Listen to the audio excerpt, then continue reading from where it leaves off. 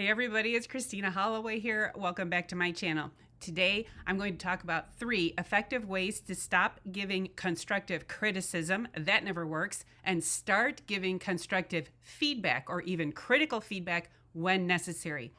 If you're trying to uplevel your professionalism and leadership potential, then these 3 strategies will set you apart as a real leader. Real quick, if you enjoy this content and want to learn more about how to make power moves in your career, make sure to follow my channel and hit the notification bell so you never miss a video from me. All right, so let's get started. Number 1, be specific, not general. Here's a great way to piss off your colleague.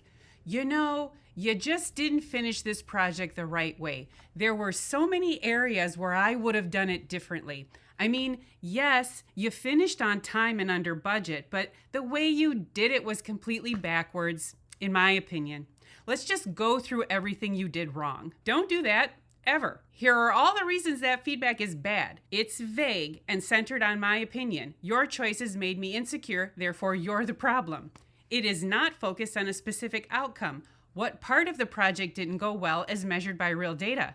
It is not focused on specific action. Here's where you made a decision that may have caused confusion. It is not focused on specific behavior. When you decided to run the project this way, but you didn't run it past me first, I couldn't defend it to the leadership team in time. When you're ready to give feedback to someone, especially about something that really went off the rails, it's extremely important to make sure to stick to the specific area that you want to discuss.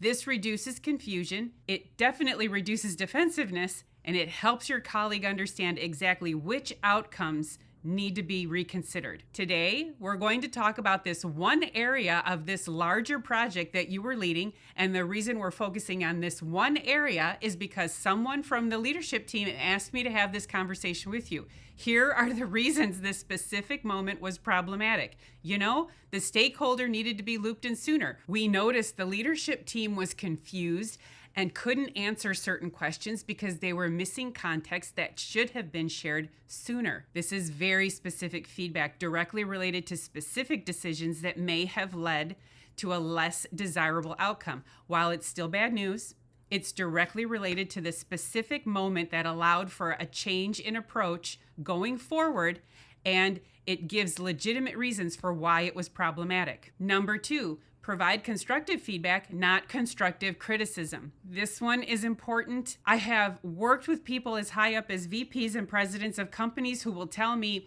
you know, I'm open to constructive criticism. I encourage constructive criticism in my department. Someone gave me constructive criticism and it hurt. But you know, I listened. No, it's my biggest pet peeve, and I have lots of them. First of all, there's no way to be constructive when you're criticizing people. The word criticize means to find fault with, to indicate the faults of someone in a disapproving way. And this ridiculous term was invented as a passive-aggressive way to tell someone at work that you didn't like their output, but try not to say it in a mean way. Let's just throw all of that out, shall we? Criticism isn't feedback. Me telling you what I don't like about you isn't feedback. It's just my opinion, and I have lots of those too. So here's what we're going to do instead. We're going to start sharing constructive feedback. And if things really fall off the rails, I want you to give critical feedback. For something to be critical, it must be important, like critically important to the success of the project, or vital information that's going to help someone succeed.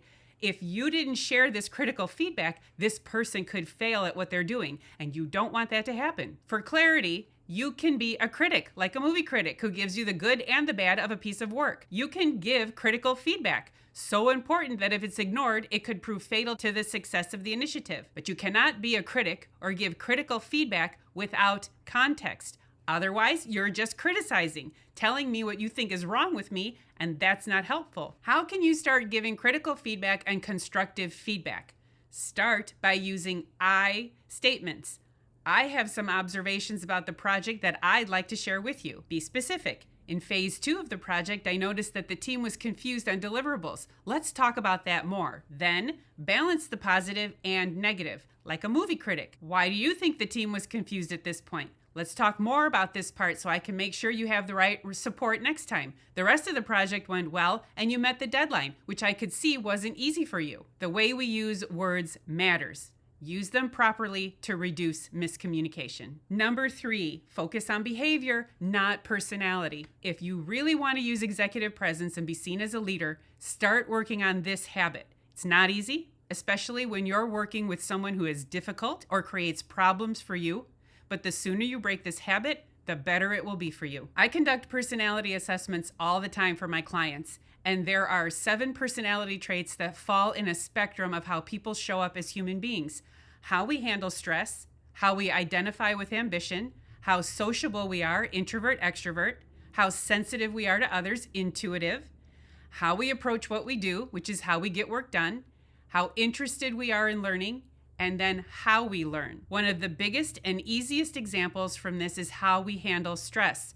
Some people are very outward about stress. They wear their emotions on their sleeve, and others know when they're stressed or angry. They are expressive with the tendency to be demonstrative.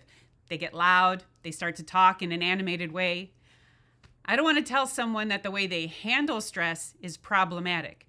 I do want to tell someone that when they use bad behavior, like blaming others, throwing things, panicking, and calling everyone without all the information, it's causing problems for them and the people they work with. That means I can work with them to create new habits that will allow them to express themselves in a productive way.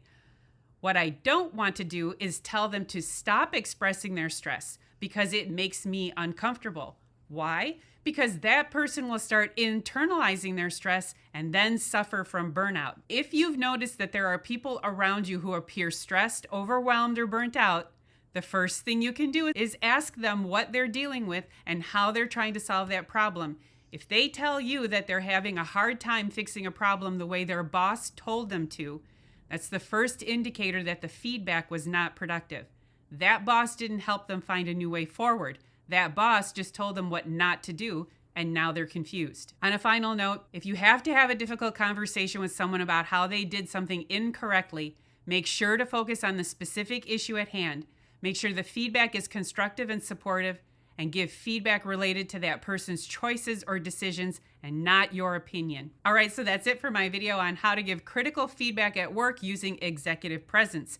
If you have experience flipping the script on giving feedback at work and you've had some success at it, feel free to share your experiences below. I would love to hear about it. And if you enjoyed watching this video and you found it helpful, please make sure to give it a big thumbs up by hitting that like button, and make sure you're subscribed to my channel so you never miss another video from me. Thank you for watching, and I'll see you in the next video. Bye.